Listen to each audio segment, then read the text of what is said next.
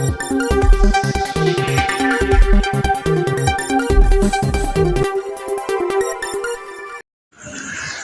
Friends, அஸ்ஸலாமு அலைக்கும். இன்றைக்கி வீடியோவில் பல முக்கியமான தகவல்லாம் இருக்குது. வீடியோ ஃபுல்லாக பார்த்து உங்கள் ஃப்ரெண்ட்ஸ் எல்லாருக்குமே மறக்காமல் ஷேர் பண்ணிவிடுங்க. விபத்தில் சிக்கி 20 வருஷமாக கோமாவில் இருந்த சவுதி இளவரசர் மரணம் அடைஞ்சிருக்கிறாரு. தூங்கும் இளவரசர் என்று அழைக்கப்படுற அவர் கடந்த 2005ஆம் ஆண்டில் ஏற்பட்ட ஒரு மோசமான சாலை விபத்தில் சிக்கி படுகாயம் அடைஞ்சல தான் அவருடைய மூளை பார்த்திங்கன்னா கடுமையாக பாதிப்படைஞ்சிருக்கு.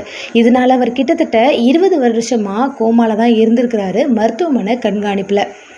இப்போது மரணம் அடைஞ்சிருக்கிறதா தகவல் வெளியாகிருக்கு.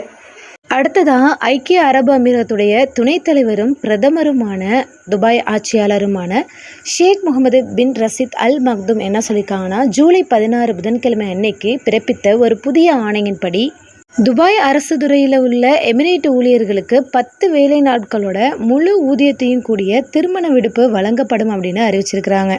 இந்த முழு சம்பளத்தோட இந்த முழு விடுப்பும் அவங்களுக்கு கிடைக்கணும் அப்படின்னா சில சிறப்பு அம்சங்களை அவங்க கொடுத்துருக்காங்க. அதாவது என்னென்ன தகுதினா, பணியாளருமே சரி அவங்களுடைய மனைவியுமே இருவருமே ஐக்கிய அரபு நாட்டுடைய குடிமக்களாக இருக்கணும் அப்படின்னும், திருமணம் சம்பந்தமான அந்த திருமண ஒப்பந்தம் தேவை, இது எல்லாமே அவங்க சப்மிட் பண்ணாங்க அப்படின்னா அவங்களுக்கு இந்த லீவோட சம்பளமும் முழுசாக கிடைக்கும் அப்படின்னு சொல்லியிருக்கிறாங்க UAE அரசு.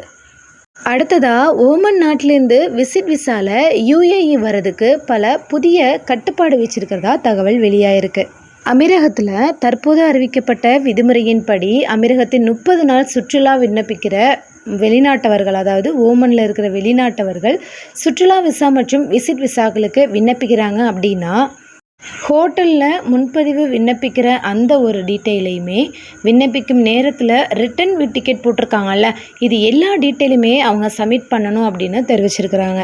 இதுக்கு முன்னாடி ஓமன்லேருந்து அமீரகத்துக்கு வர பயணிகளுக்கு பார்த்திங்கன்னா ஒன்லி பாஸ்போர்ட்டு, ஃபோட்டோ இது இருந்தால் போதும் அப்படிங்கிற நிலைமையில் இருந்தது. இப்போ புதுப்பிக்கப்பட்ட விதியின் அடிப்படையில் இந்த ஆவணங்கள்லாம் தேவைப்படுது அப்படின்னு தெரிவிச்சிருக்கிறாங்க. அடுத்ததாக இந்தோனேஷியாவில் பயணி கப்பலில் ஏற்பட்ட தீ விபத்தின் காரணமாக நூற்றுக்கணக்கானோர் அந்த கப்பல்லேருந்து வெளியேற்றப்பட்டுக்கிறாங்க. ஒருவர் இறந்திருக்கிறார் அப்படிங்கிற மாதிரி தகவல் வெளியாயிருக்கு. ஓகே ஃப்ரெண்ட்ஸ், இது போல் பல முக்கியமான தகவல் தெரிஞ்சுக்கணும் அப்படின்னா நம்ம சேனலை பார்த்து மறக்காமல் ஷேர் பண்ணி சப்ஸ்கிரைப் பண்ணிவிடுங்க. தேங்க்ஸ் ஃபார் வாட்சிங். பை.